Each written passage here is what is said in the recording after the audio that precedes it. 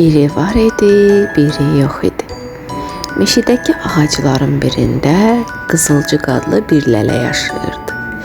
Qızılcığın qonşu ağacların birində yaşayan bir dələ dostu var idi. Adı Kəskindiş idi. Qızılcıq bir gün meşədə rastlaşdığı Kəskindişi yeməyə dəvət etdi. Yemək üçün çox gözəl bir şorba bişirdi. Axşam Kəskindiş gəldi. Biraz söhbət etdikdən sonra şorbaları içməyə başladılar. Kəskindiş bir neçə qaşıq şorba götürən kimi öskürməyə başladı. O öskürəndə isə Qızılcıq hayqıraraq gülməyə başladı.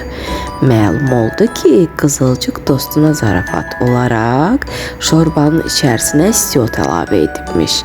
Bunu başa düşən Kəskindiş Qızılcığa çox qəzəbləndi, amma dostuna heç nə demədi. Bir müddət sonra Kəskindiş də Qızılcığı yeməyə dəvət etdi. Həm də çox gözəl bir şorba hazırladı və Qızılcığa hiss etdirmədən şorbaya istiot əlavə etdi. Bu dəfə isə Qızılcıq bir neçə qaşıq içdikdən sonra öskürməyə başladı. Təbii ki, bu dəfə ona gülən Kəskindiş idi. Qızılcıq o zaman anladı ki, özümüzə edilməsini istəmədiyimiz bir şeyi başqasına etməməliyik. Səhvini başa düşdü və Kəskindişdən üzr istədi.